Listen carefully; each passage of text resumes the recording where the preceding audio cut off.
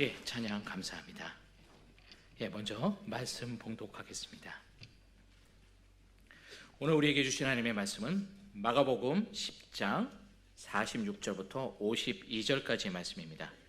마가복음 10장 46절부터 52절. 제가 가지고 있는 개역개정판 성경으로는 신약 73면에 있습니다. 신약 성경 73면에 있습니다. 마가복음 10장 46절부터 52절까지의 말씀입니다. 예, 함께 봉독하겠습니다. 마가복음 10장 46절부터 52절. 말씀을 읽을 때 우리에게 주시는 하나님의 음성을 듣기를 간절히 축원드립니다.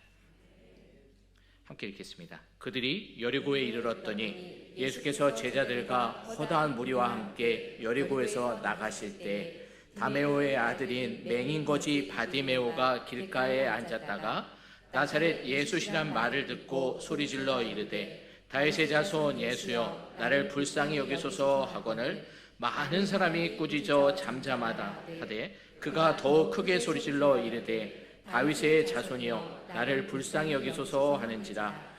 예수께서 머물러 서서 그를 부르라 하시니 그들이 그 맹인을 부르며 이르되 안심하고 일어나라. 그가 너를 부르신다 하매 맹인이 겉옷을 내버리고 뛰어 일어나 예수께 나오거늘 예수께서 말씀하여 이르시되 내게 무엇을 하여 주기를 원하느냐. 맹인이 이르되 선생님이여 보기를 원하나이다. 예수께서 이르시되 가라 네 믿음이 너를 구원하였느니라 하시니 그가 곧 보게 되어 예수를 길에서 따르니라. 예. 먼저 여러분들한테 부탁을 하나 드리려고 해요. 잠깐 5초 정도만 오늘 받을 은혜를 위해서 잠깐 눈을 감고 기도해 주셨으면 좋겠습니다. 잠깐 5초만 기도하겠습니다. 네, 눈을 감고 오늘 받을 은혜를 위해서 기도해 주셨으면 합니다. 이어서 제가 기도드리겠습니다. 우리들을 사랑하시고 인도하시는 하나님,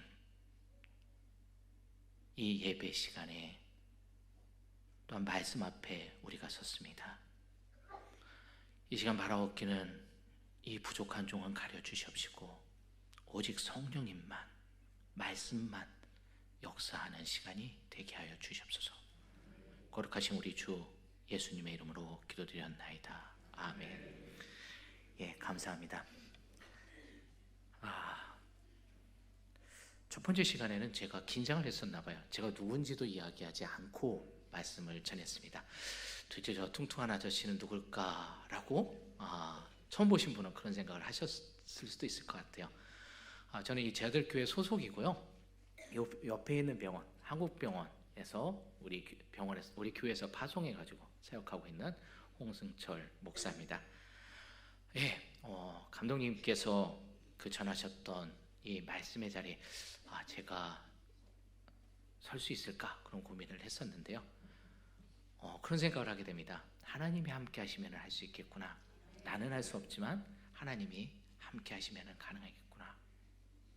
우리 교회는 동구 대덕구 분들이 좀 많겠죠. 근데 중구나 뭐 서구에서 오시는 분들도 계실 거예요. 멀리 세종시, 뭐 옥천 금산에서 오시는 분들도 계시더라고요.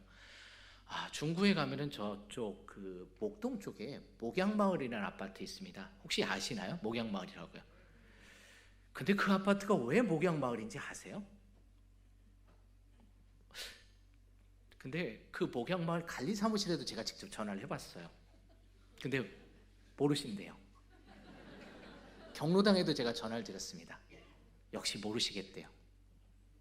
그래서 저는 좀 이렇게 성격이 좀 오지랖이 좀 그래서요. 그 건설한 아파트 회사 홍보과에도 전화 드렸어요. 거기도 모르시겠대요. 근데 제가 추측하고 아마 거의 맞을 겁니다. 100%. 거기에 목양간이라는 곳이 있었습니다. 그 자리에 목양마을이 있던 곳에 목양간이 있고 그 길을 목양로라고 불렀습니다. 그곳이 어떤 곳이냐면요, 우리 감리교 목사님들이 눈물로 기도하면서 하나님의 말씀을 준비하던 곳입니다. 거기에 내 양을 먹이라는 글자가 써 있었거든요. 그러니까 목사님들에게 있어서 여러분들에게 말씀을 전하는 거 이거만큼 중요한 게 없거든요. 그래서 거기서 눈물로 밤새 기도하면서 준비했던 시간입니다. 우리 감독님들 옆에서 보시면은 정말 이 말씀을 전하시기 위해서 얼마나 고민하고 또 하나님께 매달리는지 모릅니다. 이 시간 여러분들에게 정말 감독님이 서셨을 때 주셨던 그 동일한 은혜를 허락하시기를 간절히 기도드립니다. 예, 말씀 읽겠습니다. 46절 먼저 읽겠습니다. 그들이 여리고에 이르렀더니 예수께서 제자들과 허다한 무리와 함께 여리고서 나가실 때 디메오의 아들인 맹인 거지 바디메오가 길가에 앉았다가.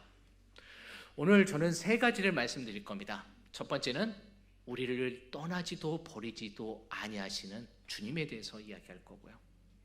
두 번째는 우리가 그 주님에게 응답하자는, 그리고 세상의 소리가 아니라 주님의 음성을 듣고 주님을 바라보자는 것에 대해서 이야기할 거고요. 세 번째는 그분과 함께하는 삶을 여러분들에게 청할 겁니다. 먼저 우리를 떠나지도 아니하시고 버리지도 아니하시는 그 주님과 만나는 여러분이 됐으면 합니다. 왜냐하면 바디메오가 그런 주님을 만났거든요. 여러분도 바디메오처럼 영원히 떠나지도 버리지도 아니하시는 그 주님을 만나셨으면 좋겠습니다. 제가 서두에 말씀드렸던 것처럼 병원에서 사역을 합니다. 그러다 보니까 다양한 환자분들을 만나게 돼요.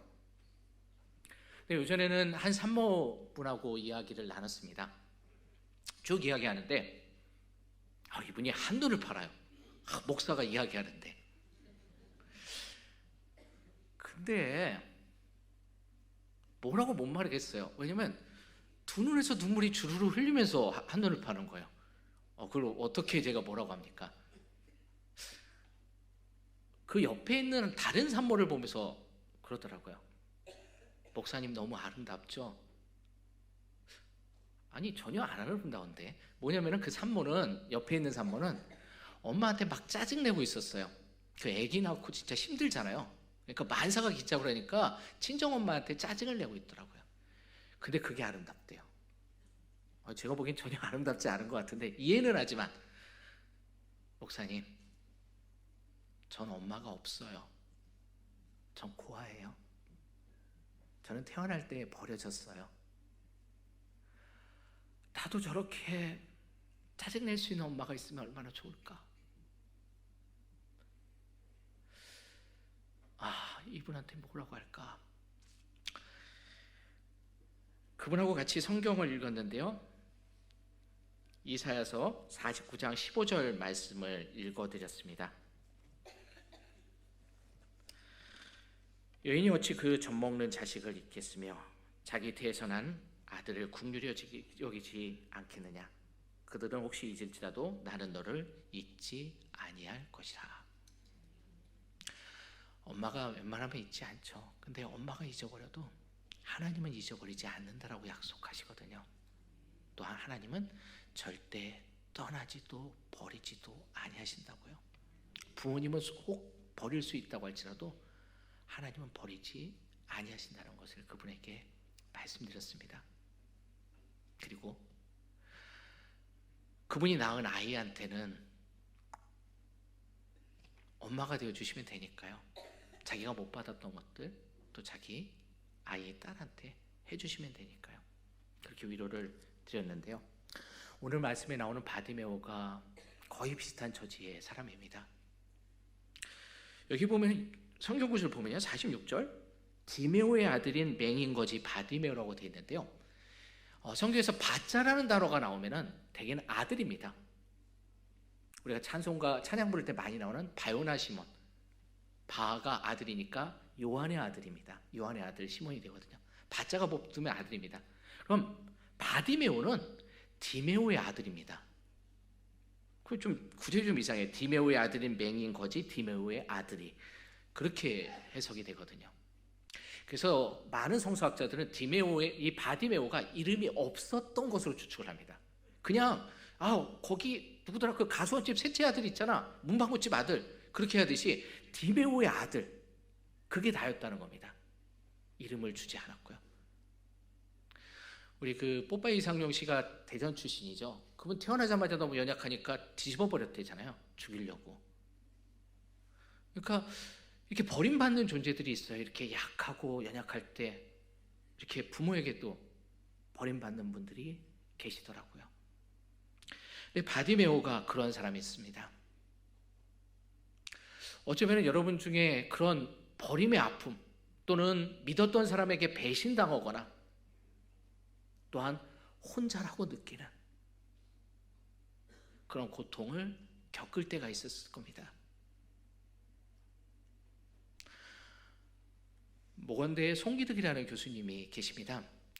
이분은 자기보다 10살 이상의 연상의 그 사모님인데 여수 순천 사건 때 남편분이 돌아가셨거든요. 그분하고 결혼을 하셨는데 그 후에도 60년 이상을 같이 사셨어요. 그러다가 이제 사모님이 돌아가신 다음에 매일매일 편지를 썼습니다. 그리고 책을 몇 권 나왔는데 그런 순애보의 분인데 이분이 홀로움을 얘기하시더라고요. 혼자 있으면 외로운 건 맞는데 하나님하고 함께 있으면 외로운 게 아니라 홀로움이라고요. 그러니까 하나님하고 함께 할 때 절대 그 사람은 외롭지 않거든요. 근데 여기 보니까 바디메오가 주님을 만나게 됩니다. 근데 한번 여러분 되돌아보면 우리 주위에 바디메오 같은 존재들이 있습니다.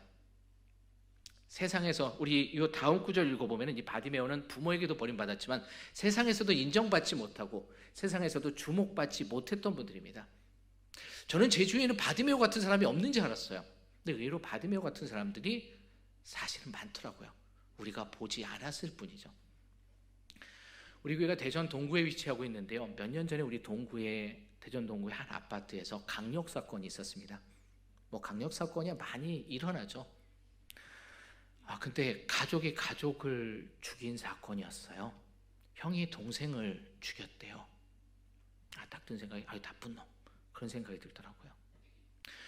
또 보니까 이 법에서도 되게 존속사례라 해서 가족끼리 일어난 사고는 좀 강하게 처벌을 하더라고요. 그래서 저도 그럴 줄 알았는데 판사님이 생각보다 형량을 낮게 내리셨어요. 근데 그 이유가 그 가정에 그 사건이 일어나기 전에 그 내막을 판사님이 알게 됐거든요. 형이 동생을 죽였어요. 20살짜리 형이 19살짜리 동생을 죽였는데 이 아이들이 장애자예요. 정신지체 1급, 자폐 1급이고요. 또 정신지체 2급, 3급입니다. 형이 동생한테 이야기했대요. 우리가 이제 20살이고 19살인데 우리가 10년 후 30살, 29살이 되면 사람 구실을 할까? 아니, 못할 거야. 그때도 우리는 엄마의 도움을 받으면서 살아가겠지? 가만히 애들이 되돌아보니까 엄마가 너무 불쌍하더래요. 20년 동안 엄마는 자기네 위해서 자기 시간도 갖지 못하고 정말 얘네들만을 위해서 사신 거예요. 또 이상하게 사람들은 손가락질해요. 그분이 무슨 잘못을 했다고? 병원에서 의사선생님한테 들었더니 의외로 그 유전으로 그런 병들이 생기는 경우는 생각보다 적대요. 거의 없다고 하더라고요. 근데 사람들은 또 그런 생각을 하죠. 유전 아니야? 엄마 아빠 때문에 그런 거 아니야? 그러니까 얘네들이 무슨 생각을 했냐면은 맞아. 우리만 없으면 돼. 우리만 없으면 그래도 엄마가 조금은 행복해지겠지. 그게 아닌데 애들이 그런 생각을 했더라고요.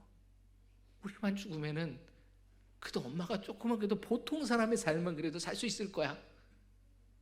그래서 형이 동생을 칼로 계속 찔러가지고 먼저 동생을 하늘나라로 보냈습니다. 이어서 자기도 동생아 많이 아팠지? 나도 바로 따라갈게. 그래서 자기 몸을 계속 칼로 찔렀어요. 근데 그게 고통이 우리가 생각하는 거 진짜 그 초월할 거 아니에요. 그러니까 너무 고통이 크다 보니까 얘가 정신을 잃은 거예요. 이제 나중에 발견하고 응급실에 실려가서 얘가 일어났을 때는 살인범이 돼 있었죠. 어쨌든 동생을 죽였으니까. 엄마의 마음이 어떨까요? 사랑하는 아들이 죽었습니다. 또 그 아들을 죽인 것도 또 내 아들이래요. 근데 더 아픈 거는 나 때문이래요. 엄마가 조금 행복했으면, 엄마가 그냥 보통 사람처럼 살았으면 그것 때문에 얘네들이 그 짓을 저질렀대요. 엄마 마음이 저는 이해 못할 것 같아요. 그 마음을. 근데 우리는 우리 주위에 그런 사람들이 있다는 걸 우리 사실 모르고 살았었어요. 우리 이웃이거든요. 사실은 이 동구에 사시는 분들이었으니까요. 근데 우리는 너무 모르고 살았던 것 같아요. 이 바디메오도 그런 존재였습니다. 근데 감사하게도 주님은 이 바디메오를 불러주십니다. 그리고 말씀하십니다. 나는 널 떠나지 않을 거야. 버리지도 아니할 거야. 저는 지금 이 한국의 바디메오를 알고 있어요. 안요한이라는 분입니다. 그래도 감사하게 제가 병원 사역을 하다 보니까 이런 분을 접하게 되었는데요. 이분은 여기 가까운 논산 샘폴여고 출신이에요. 샘폴하니까 불어 같기도 하고 그런데요. 이게 성바울이라는 이름입니다. 성바울 여자고등학교 불어 선생님이었어요. 프랑스어 선생님. 또 얼굴도 되게 잘생기셨어요. 학교에서 정말 인기가 많았습니다. 잘 나가는 선생님이었는데 어느 순간 눈이 안 보이는 겁니다. 나중에는 눈을 실명해서 더 이상 가르칠 수 없는 분이 됐어요. 그래서 터덜터덜 집으로 돌아옵니다. 이제 아무것도 할 수 없어요. 근데 첫 번째 일어나는 현상들이 모든 사람이 나를 떠나더래요. 내가 돈도 잘 벌고 정말 멋있게 살 때는 함께했던 그 친구들이 하나 둘 나를 배신이라고 해야 될지 모르겠지만 어쨌든 떠나가더랍니다. 그렇죠. 이 친구 만나면 내가 밥 사줘야 되고 내가 도와줘야 되잖아요. 그러니까 하나 둘씩 사라지더래요. 나중에는 나의 아내와 딸조차도 나를 버리고 떠나더랍니다. 근데 만약에 그 안요한의 아내의 오빠였다면 솔직히 전 이해돼요.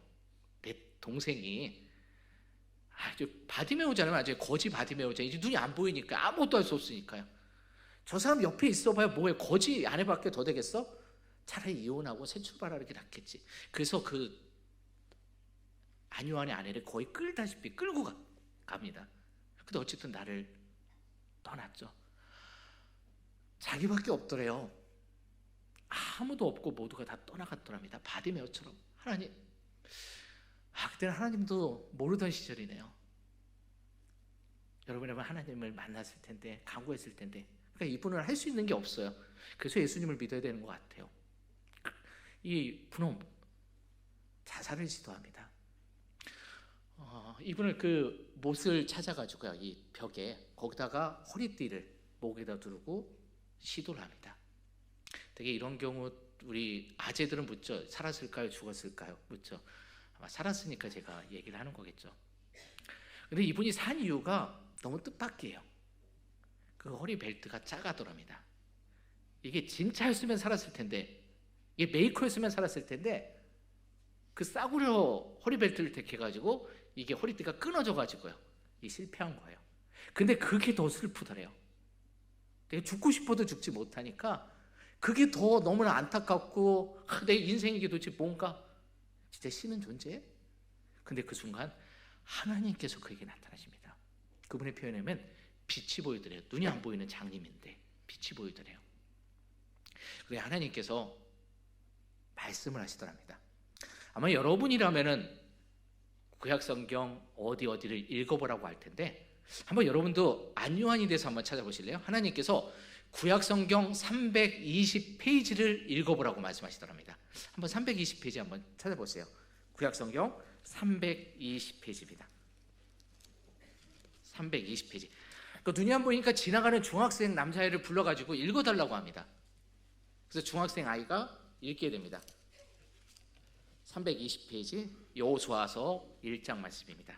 그래서 그 친구가 읽어요. 여호와의 종 모세가 죽은 후에 여호와께서 모세의 수종자 쭉 읽습니다. 도대체 하나님이 뭘 얘기하시려고 하는 거지? 그러다가 5절 말씀을 듣게 됩니다. 5절 말씀 제가 읽을게요. 여호수아서 1장 5절입니다. 320페이지요. 내 평생에 너를 능히 대적할 자가 없으리니 내가 모세와 함께 있었던 것 같이 너와 함께 있을 것임이라.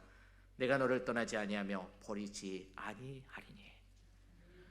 떠나지 아니하며 버리지 아니하리니. 요한아, 나는 너를 떠나지도 버리지도 않을 거야. 네 친구들이 버렸다고? 네 아내와 딸이 버렸다고? 나는 절대 너를 떠나지도 버리지도 아니하고 너하고 함께 할 거야. 이것이 안요한의 삶을 바꾸게 됩니다. 결국은 안요한 이분은 목사님이 되세요. 그래서 우리나라 그 농아선교의 개척자가 되신 분입니다. 하나님은 결코 떠나지도 버리지도 아니하십니다. 이 바디메오는 지금까지 버림당했던 존재입니다. 배신당했던 존재입니다. 근데 여리고에서 만난 예수님은 그를 결코 떠나지도 버리지도 아니하신 분입니다. 제일 마지막에 읽어보면은 그는 예수님을 따랐다라고 되어 있습니다. 다른 말로 하면 예수님과 동행했다는 겁니다. 예수님하고 동행하는 것이 얼마나 큰 축복인지 아세요, 여러분? 창세기에서 족보를 읽다 보면 되게 이런 식이에요. 몇 살에 아들을 낳고 몇 살까지 살다가 죽었더라. 그 다음 구절 똑같습니다. 이름만 바뀌어요. 근데 중간에 다른 구절이 나와요. 에녹이 무드셀라를 낳고 365살까지 살았더라. 죽었더라가 아니에요. 살았더라예요. 에녹만 죽었다가 아니라 살았더라라고 되어 있습니다. 에녹이 그렇게 살았던 이유는 뭘까요? 다른 구절하고 비교하면 딱 하나 차이 나는데 하나님과 동행했다라고 되어 있습니다. 하나님과 함께 했다고요.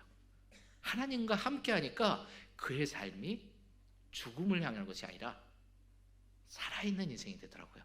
여러분들도 바로 그러한 인생이 되셨으면 합니다.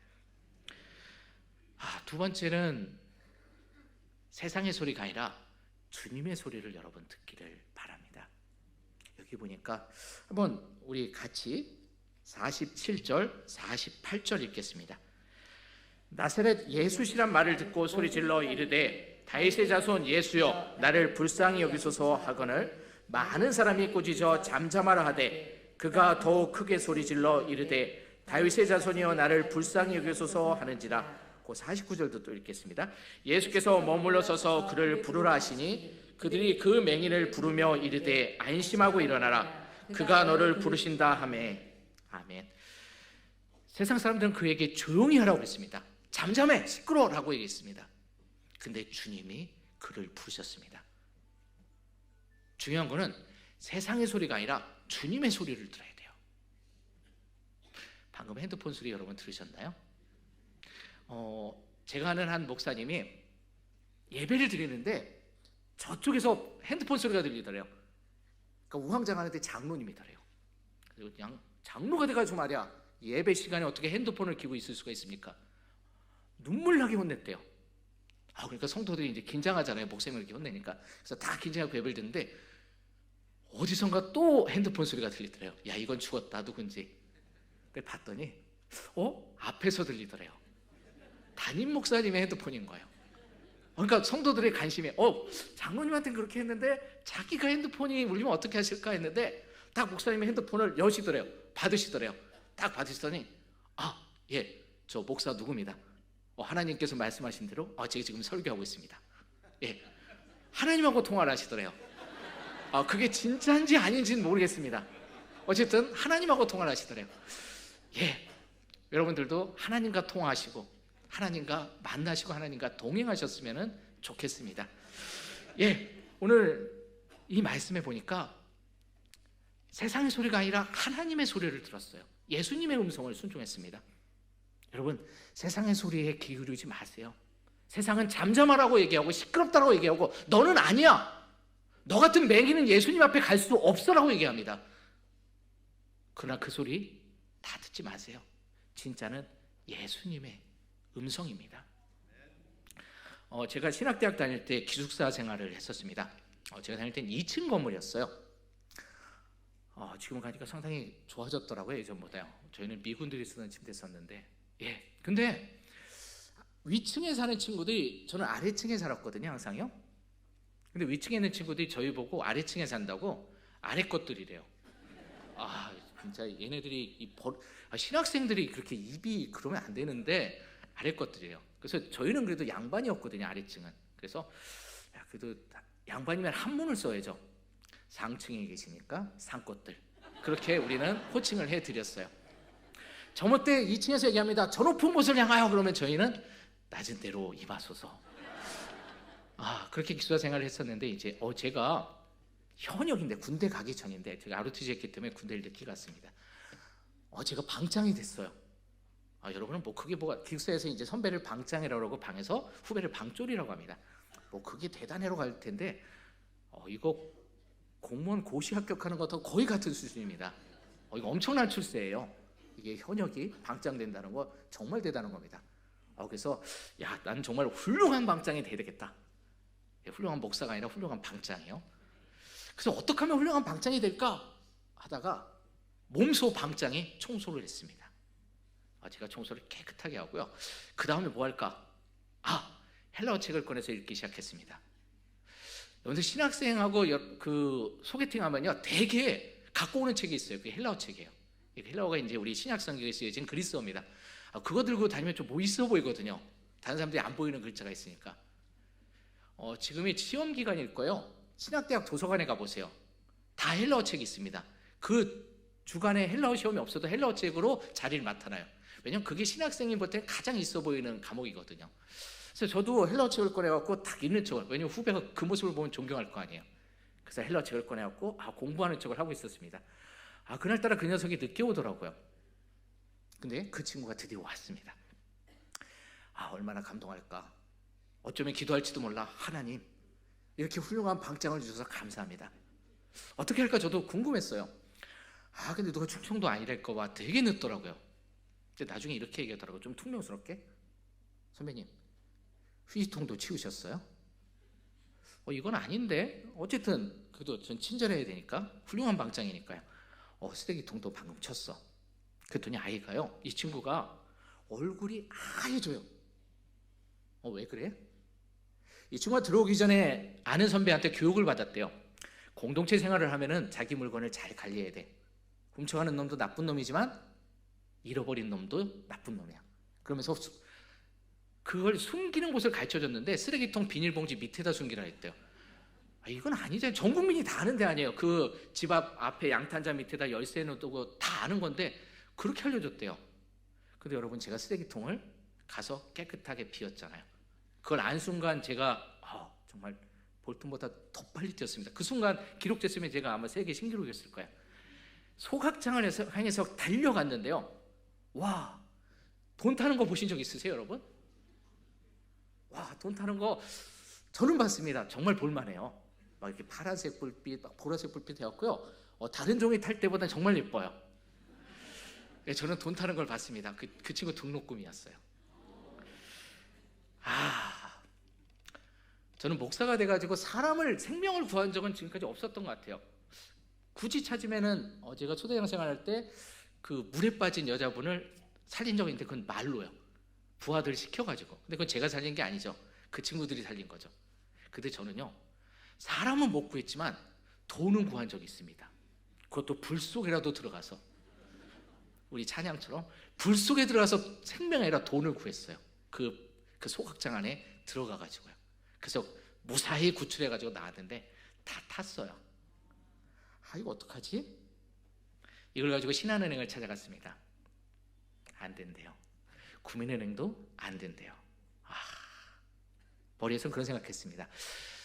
사실 내가 물어줘야 되잖아요. 그게 좀 우길까? 야, 너도 잘못해서 반반씩 하자. 그렇게 할까? 많은 고민을 가지고 나중에는 한국은행을 찾아갔습니다. 한국은행을 갔더니 제일 먼저 하는 거는 이게 진짜 돈인지 그걸 그 성분을 보시더라고요. 왜냐면 종이 태운 다음에 이거 돈이에요 가져오면 안 되니까. 그걸 하신 다음에 그 면적을 자를 가지고 정확하게 재시더라고요. 그러니까 이게 탄 부분이 몇 분의 1인지, 그리고 그 무게를 그 계산하는 공식이 다 프로그램이 있더라고요. 거기다 집어넣더라고요. 현대과학 대단하더라고요. 정확하게 불탄 금액을 그대로 돌려받았어요. 어떤 분은 이런 설교하면은 이것만 기억하시고 하시더라고요. 구민은행하고 신한은행은 아니라고 그랬습니다. 세상 사람들은 너 끝장이라고 했어요. 근데 그 돈을 발행한 한국은행이 인정하니까 그 돈의 가치가 있더라고요. 라디오 듣다 보니까 어떤 분이 화장실에서 돈을 발견했대요. 화장실에서 발견했다는 거에서 뉘앙스를 아실 겁니다. 너무나 안 좋은 것들이 많이 묻어 있더래요. 그래서 그 돈을 포기하고 갔답니다. 근데 그래도 돈이잖아요. 가다가 돌아왔대요. 그 공중화장실에. 그랬더니 어떤 분이 그 돈을 닦고 있더래요.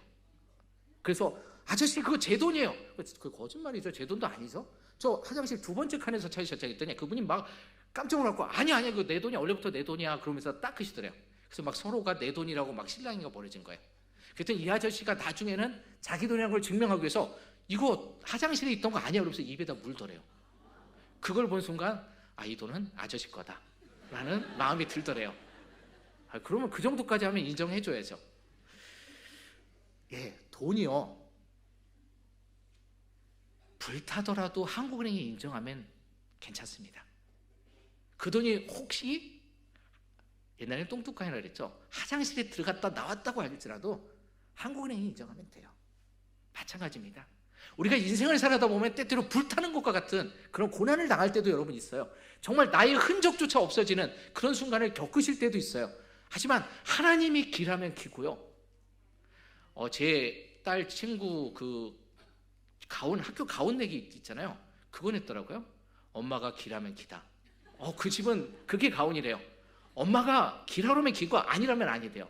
정말 훌륭한, 사실 맞는 얘기예요. 집에서는 남편보다는 엄마 말이 맞긴 맞아요. 근데 하나님이 기면은 긴 그런 여러분이 하나님이 그렇다면 그런 여러분 삶을 살았으면 좋겠습니다. 결국은 그 돈이 그랬던 것처럼 우리들도 때때로는 화장실에 빠지는 것과 같은 그런 고난과 또한 내가 때때로는 그렇게 죄의 잘못을 저지를 때도 있어요. 하지만 하나님께서는 결코 여러분을 떠나지도 버리지도 아니하십니다. 그리고 하나님께서 인정하시면 돼요. 세상에서 넌 아니야. 야, 너 같은 사람이 어떻게 구원받은 사람이야? 너가 성도라며. 성도인데 너 담배 폈네? 너 구원 자격 없어. 그런 이야기 듣지 마세요. 하나님이 인정하면 됩니다. 그리고 하나님께서 그 사람을 바꿔주실 거예요. 이제 세 번째 이야기를 하려고 합니다. 우리 첫 번째는 우리를 떠나지도 버리지도 아니하신다라고 얘기했고요. 두 번째는 우리가 세상의 소리가 아니라 하나님의 소리를 들어야 된다고 했는데요. 세 번째는 우리가 결국은 그 주님을 따라야 된다는 겁니다. 한번 9절 다시 읽겠습니다. 50절 예수님이 말씀하신 후에 그가 어떻게 했는지 한번 보겠습니다. 50절 맹인이 겉옷을 내버리고 뛰어 일어나 예수께 나오거늘. 맹인이 겉옷을 내버리고 뛰어 일어나. 이게 사실은 우리는 맹인이고 거지였던 적이 없잖아요. 사실 그 사람 입장에서 이게 엄청난 겁니다. 한번 생각해 보세요. 거지, 이 맹인이 은행에다가 돈을 예금했을까요? 그가 소중한 것은 어디다 놔뒀을까요? 다 겉옷에다 놔뒀습니다. 먹을 거? 어디다 놔뒀을까요? 그 겉옷 주머니에다 놔둬요. 그는 또 추울 때 거기서 노숙하면 그것이 자신의 집입니다. 옷이고요. 한마디로 의식주예요. 그 모든 겁니다. 근데 그거를 버리고 뛰어갔어요. 그래도 다행히 눈이 떴지만 눈이 안 떴으면 그 옷 찾을 수 있을까요? 그게 어디 있는지 알고 다시 찾습니까? 근데 그는 그걸 포기하고 주님을 택했습니다. 오늘 제목이 주님을 선택한 바디메오인데요. 그는 선택의 순간 자신의 모든 거라고 할 수 있는 그 겉옷을 내버리고 그냥 간 것도 아니에요.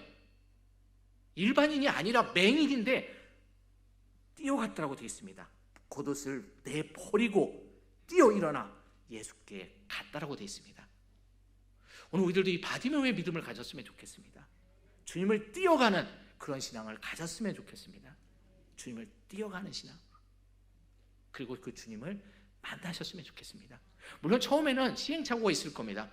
한번 여러분 생각을 해보세요. 바디메오가 눈을 떴습니다. 그 다음에 집을 갈 때 눈 뜨고 가는 게 편할까요? 눈 감고 가는 게 편할까요?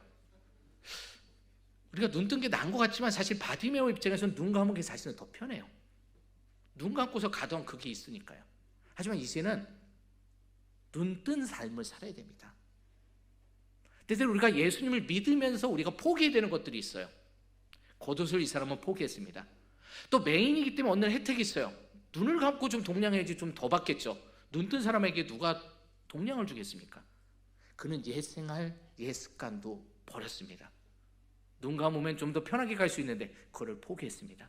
눈 감으면은 돈을 조금 더 동냥을 받을 수 있는데 그걸 포기하고 이제 새로운 삶을 택했습니다. 그 삶은 예수님을 따라가는 삶입니다. 오늘 여러분들도 바로 그 예수님을 따라가는 삶, 예수님과 함께하는 삶을 사셨으면 좋겠습니다. 병원에서 환자들한테 그런 질문을 합니다. 여러분, 하나님의 속도는 몇 킬로일까요? 빛의 속도가 30만 킬로니까 하나님도 그 속도일까요? 정답은 다 다릅니다. 여러분이 시속 1km로 걸어가시면 하나님의 속도도 1km고요.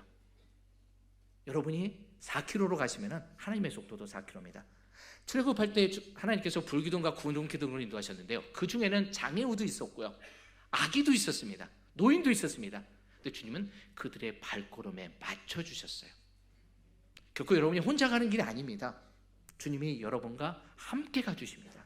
여러분과 동행해 주십니다. 오늘 우리 남부연회에서 또한 우리 예배에서 우리 찬양으로 우리 성가대가 영광을 돌려주셨는데요. 이번에 우리 한국에 좀 대규모 행사가 열립니다. 1973년 5월에 빌리그레함 대집회가 우리나라에 열렸습니다. 옛날 교회 다니시던 분들은 그때의 추억들이 있어요. 그때 우리나라에 임했었던 그 성령의 불. 그래서 그거를 다시 기도하고 모이는 그런 집회가 열리는데 그곳에 우리 성가대가 초청받은 거로 제가 들었습니다. 그런데 바로 그 73년에 한 분이 거기서 찬양을 했었습니다. 근데 그 찬양이 우리가 좀 이따가 기도하고 부를 94장 주 예수보다 더 귀한 것은 없네라는 찬양입니다. 한번 찬송가 혹시 성령 찬송 갖고 계신 분들 펴보실래요? 94장입니다. 찬송가 94장. 부르는 거는 이따 부르시고요. 94장입니다. 주 예수보다 더 귀한 것은 없네. 94장입니다. 여기 보면은 작사하신 분은 이 나셀 감리교 사모님이시고요. 요 작곡한 분이 조지 바닐라 시어라는 목사님 아들이에요. 근데 그 당시에는 보험사의 말단 직원이었습니다. 그러다가 우리 임영웅처럼 방송을 통해서 갑자기 노래로 스타가 됐어요. 이제 스타가 돼가지고 이제는 정말 앞에는 정말 꽃길만 열린 상태입니다. 근데 집에 갔을 때 엄마가 찬양시를 줍니다. 근데 그 찬양시가 바로 이거였어요. 주 예수보다 더 귀한 것은 없네. 이것을 쭉 읽습니다. 그리고 나에게 진짜 소중한 것은 무엇일까? 스타의 삶일까? 아니면 예수님을 소유한 삶일까? 그리고 그는 결정을 내립니다. 이 세상 그 무엇보다도 가장 소중한 것은 예수님이라는 것을요. 근데 신기한 건 그 시각에 전화가 왔대요. MBC 방송국에서요. MBC가 아니라 미국 NBC요. 방송을 어떻게 할까? 우리에서 이제는 전담해가지고 당신을 완전히 서포트해서 최고의 스타로 만들어드리겠습니다. 근데 이분이 이런 멘트를 합니다. 안타깝습니다. 제가 조금 전 다른 분과 계약을 했습니다. 누구하고요? 어떤 기획사하고요? 그분은 예수님이십니다. 바로 그분이 바로 빌리그레함 집회에 와서 이 찬양을 작곡했던 분이 이 찬송을 부르셨거든요. 바로 그때 임했던 은혜가 바로 이곳에도 우리가 이 찬양을 부를 때 임했으면 합니다.